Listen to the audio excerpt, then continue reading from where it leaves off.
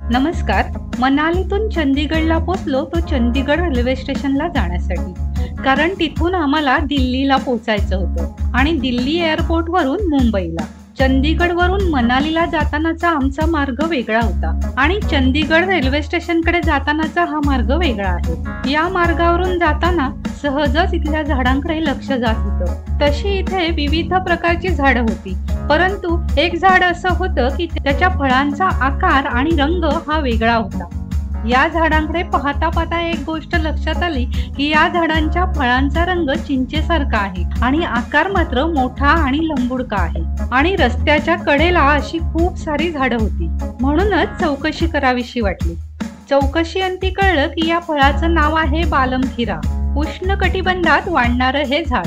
पश्चिम आफ्रिकेसोबतच ते भारतात देखील आढळतं. जवळजवळ 20 मीटर पर्यंत वाढणारे बालमखिऱ्याचे हे झाड इकडे पाहायला मिळाले. बालमखिऱ्याचा आकार खिऱ्यासारखा म्हणजे काकडीसारखा असतो, म्हणून त्याला बालमखिरा म्हणतात. हा औषधीय वृक्ष आहे. भारतात याचा उपयोग पोटदुखी आणि पथरीच्या इलाजासाठी केला जातो. त्याची पानं, फुलं, साल आणि मुळं यांचा वापर औषधांमध्ये केला जातो. तशी इथे वड, पिंपळ आणि इतर झाडंही पाहायला मिळाली. पण आंब्याची झाडंही पाहायला मिळाली आणि आंब्याची झाडं आंब्याने नुसती लगडली होती आणि अशी मस्त विस्तीर्ण आमराई पाहायला मिळाली. भारत हा जगातील सर्वात मोठा आंबा उत्पादक देश आहे. भारताचे राष्ट्रीय फळ आंबा आहे. तसाच तो चंदीगडचा सुद्धा आहे. भारतातील केंद्रशासित प्रदेशांपैकी चंदीगड हा एक केंद्रशासित प्रदेश आहे आणि चंदीगड ही हरियाणा आणि पंजाब राज्याची संयुक्त राजधानी आहे.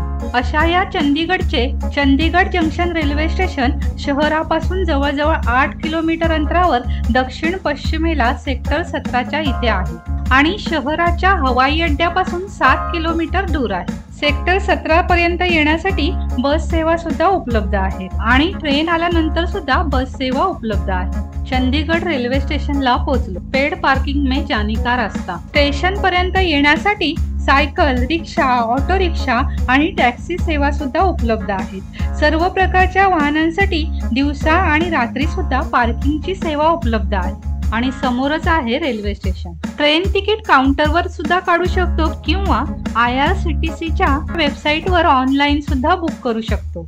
रेल्वे स्टेशन मध्ये एस्केलेटरची सुद्धा व्यवस्था आहे. स्टेशनवर वेगवेगळ्या प्रकारचे दुकानं, कॉम्प्युटरकृत आरक्षण, टेलिफोन बूथ, पर्यटक स्वागत केंद्र आणि एक पोलीस चौकी सुद्धा आहे. हे स्टेशन उत्तर रेल्वे प्रशासनच्या अंतर्गत येते. दिल्ली, कोलकाता, मुंबई, बेंगलोर, चेन्नई, अमृतसर, गोवा, लखनौ, बामेर, हरिद्वार अशासारखी शहरं रेल्वे मार्गाने या स्टेशनला जोडलेली आहेत. या स्टेशनच्या जवळची रेल्वे स्टेशन्स म्हणजे कालका आणि अंबाला. CDG हा या स्टेशनचा कोड असून याला 5 प्लॅटफॉर्म आहे. आमच्या कालका शताब्दीचा टायमिंग संध्याकाळी 6:23 होता आणि न्यू दिल्लीला पोहोचण्याचा टायमिंग 9:50 होता. वाट पाहता पाहता कालका शताब्दी एक्सप्रेस आली सुद्धा.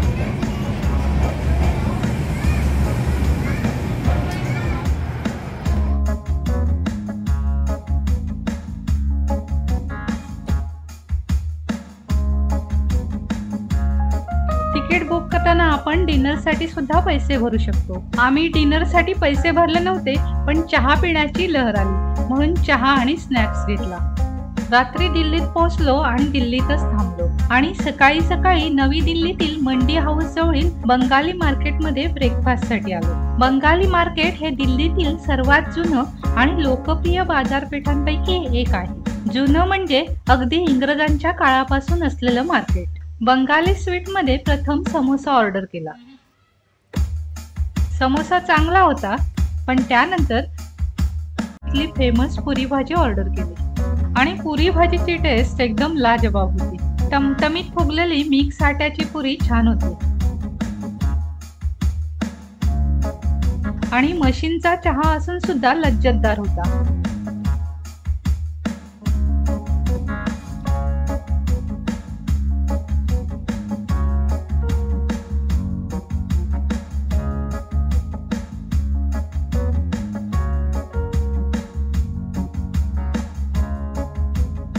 बंगाली मार्केटचं नाव लाला बंगाली मल लोहिया यांच्या नावावरून पडले आहे. 1935 ते 1940 या दरम्यान या मार्केटची स्थापना केली गेली.